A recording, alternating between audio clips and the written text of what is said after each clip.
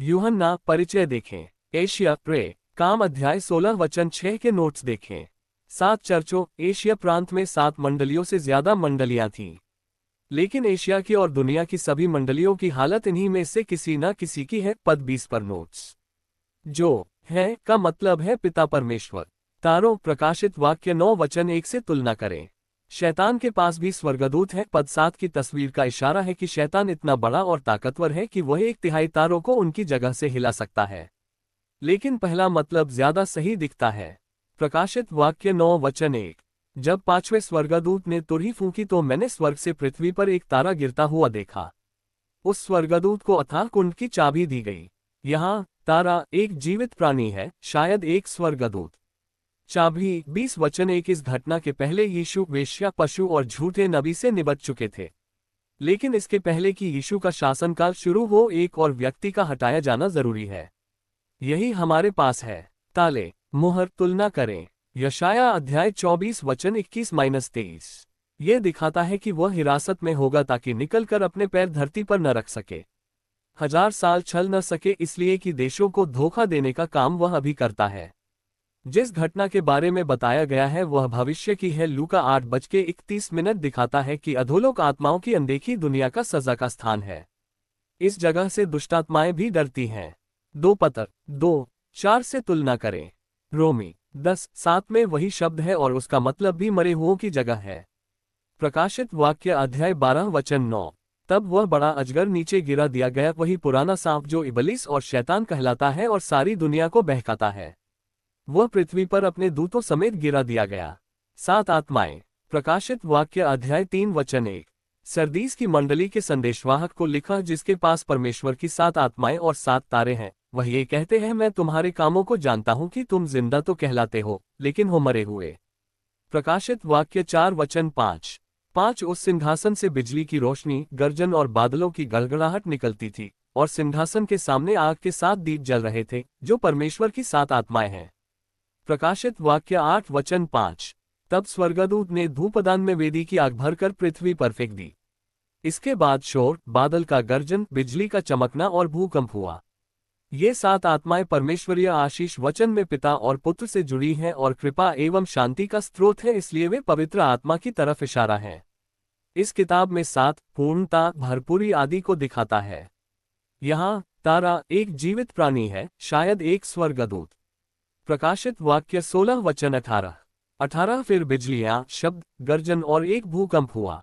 यह ऐसा जबरदस्त भूकंप था जैसा पृथ्वी पर इंसान के रखे जाने के समय से कभी भी नहीं हुआ था। प्रकाशित वाक्य 9 वचन 13। छठवें स्वर्गदूत के तुरही फूंकते ही मैंने परमेश्वर के सामने की सोने की वेदी के 4 सींगों में से एक आवाज सुनी।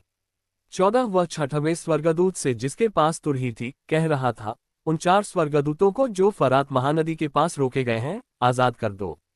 15 वे 4 स्वर्गदूत जो इस पल, दिन, माह और साल के लिए रखे गए हैं, आजाद कर दिए गए ताकि वे पृथ्वी की सारी जनसंख्या की 1/3 को मार डालें। 16 मैंने सेना के घुड़सवारों की गिनती सुनी जो 20 करोड़ थी। प्रकाशित वाक्य 9:13 सीन प्र वाक्य 8 3-4 सीन वे कोने हैं जो ऊपर की ओर इशारा करते हैं। प्रकाशित वाक्य 9:14 फरात 16 वचन 12 भी देखें। ये लंबी नदी टकी से निकल सीरिया और इराक होती हुई फारस की खाड़ी में जाती है। रोके गए शायद दिखाता है कि जब तक परमेश्वर अनुमति न दे वे कुछ नहीं कर सकते। 4 स्वर्गदूतों आजाद कर दो। साफ है कि ये प्रकाशित वाक्य 7 वचन 1 में वर्णित स्वर्गदूत नहीं है। प्रकाशित वाक्य 9:15 जो इस पल, साल, सब भविष्य में होने वाली बातें परमेश्वर के वश में है और काम का समय नियुक्त है। जनसंख्या की 1/3, इतने अधिक लोगों की मौत का मतलब है बर्बादी के तमाम भयंकर तरीके। मार डालें। पद 16-19 से लगता है कि स्वर्गदूत एक सेना का इस्तेमाल करते हैं। इसका मतलब यह नहीं कि 4 स्वर्गदूत इतने लोगों को खुद मार नहीं सकते हैं। तुलना करें 2 इतिहास 32 वचन 21। प्रकाशित वाक्य 9 वचन 16-19 योएल अध्याय 2:11 से तुलना करें। 20 करोड़ एक बड़ी संख्या है। इस समय इस दुनिया की सारी सेनाओं की संख्या इसके नजदीक भी नहीं पहुंचेगी। प्रकाशित वाक्य 16 वचन 12-16। प्रकाशित वाक्य 9 वचन 14-19 से तुलना करें। प्रकाशित वाक्य 16 वाक्य 12। 12 तब छठे स्वर्गदूत ने बड़ी नदी फरात यूफ्रेटीज पर अपना कटोरा उंडेल दिया। वह सूख गई ताकि पूर्व दिशा के राजा अपनी फौजों को बिना किसी रुकावट पश्चिम दिशा की तरफ ले जा सके। प्रकाशित वाक्य 9 वचन 14-19। 14 वह छठवें स्वर्गदूत से जिसके पास तुरही थी कह रहा था, उन 4 स्वर्गदूतों को जो फरात महानदी के पास रोके गए हैं आजाद कर दो। 15 वे 4 स्वर्गदूत जो इस पल दिन माह और साल के लिए रखे गए हैं आजाद कर दिए गए ताकि वे पृथ्वी की सारी जनसंख्या की 1/3 को मार डालें। 16 मैंने सेना के घुड़सवारों की गिनती सुनी जो 20 करोड़ थी। 17 मुझे दर्शन में घोड़े और उनके सवार इस तरह दिखाई दिए, वे सवार कवच पहने थे जो धधकती आग नीले और पीले रंग के थे, और उन घोड़ों के सिर सिंहों के सिरों के समान थे और उनके मुंह से आग और धुआं और गंधक निकलता था। 18 इन 3 महामारियों अर्थात उनके घोड़ों के मुंह से निकलने वाली आग, धुआं और गंधक से मानव जाति की 1/3 मार दी गई। 19 उन घोड़ों की ताकत उनके मुंह और पूंछ में थी, क्योंकि उनकी पूंछ सांपों की तरह थी जिनमें सिर थे। इन्हीं से वे नुकसान पहुंचाते थे। प्रकाशित वाक्य शाम के 4:13 - 14 चतुराई और अच्छी मिलिट्री योजना इन अंतिम दिनों में इन फौजों की सफलता का कारण नहीं है। यह 36:4 और 39:2 से तुलना करें। दुष्टात्माओं के द्वारा शासक धोखा खाएंगे और उत्तेजित किए जाएंगे। इन दुष्ट आत्माओं के स्रोत पर ध्यान दें। शैतान, आने वाला खरीष्ट विरोधी और झूठा भविष्यद्वक्ता वे अध्याय का दूसरा पशु। मत्ती 4:24 में दुष्टात्माओं पर नोट्स। प्रकाशित वाक्य 16 वचन 14 शक्तिशाली परमेश्वर के बड़े इंसाफ न्याय के दिन। प्रकाशित वाक्य 6 वचन 17-19 वचन 19 यशाया अध्याय 42 वचन 3 योएल अध्याय 3 वचन 9-13 सपन्या 1 वचन 14-18 जकरिया 14 वचन 3। आमेगादोन मगिद्दो का पहाड़ या पहाड़ी। पहाड़ के लिए इब्रानी शब्द है हर। यह इसराइल का ऐसा मैदानी इलाका है जो नासरत के दक्षिण, गलील की पहाड़ियों और करमेल पहाड़ के पूर्व में है। 2 इतिहास 35 वचन 22 जकरिया अध्याय 12 वचन 11। इसे इसराइल का मैदान और यिज्रेल की घाटी भी कहते हैं। तबोर पहाड़ उत्तर पूर्व में और गिलबो दक्षिण पूर्व में है। मगिद्दो का पुराना और खास किलानुमा शहर इसके दक्षिणी किनारे पर है। न्यायों अध्याय 1 वचन 27 1 राजा 8 वचन 15। प्रवाक्य शाम के 4:16 फिर दुष्टात्माओं ने शासकों और उनकी फौजों को इब्रानी में आमेगादोन कहलाने वाली जगह पर इकट्ठा किया। 17 तब 7वें स्वर्गदूत ने अपने कटोरे को हवा में खाली कर दिया, और स्वर्ग के पवित्र स्थान में परमेश्वर के सिंहासन से एक जोरदार आवाज ये कहते हुए सुनी गई, सब कुछ पूरा हो चुका है।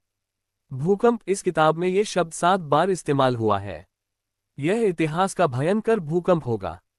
वाक्य शाम के 4:19 शहर। भूकंप की बातें कहे जाने के तुरंत बाद बबिलोन का नाम ये दिखाता है कि बबिलोन जिस शहर को दिखाता है वह यही है। वाक्य 17-8-18 18वें अध्याय में उसकी बर्बादी भी यही दिखाती है कि भूकंप की वजह से क्या होता है। वाक्य 18-8-10 अक्सर भूकंप के कारण आग लग जाती है। प्रेरित व दोपहर के 2:10 उसे भी परमेश्वर के क्रोध रूपी शराब जो उनके गुस्से के कटोरे में भरपूर उंडेली गई है पिएगा। उसे पवित्र स्वर्गदूतों और मेमने की मौजूदगी में आग और गंधक की भयंकर पीड़ा सहनी पड़ेगी।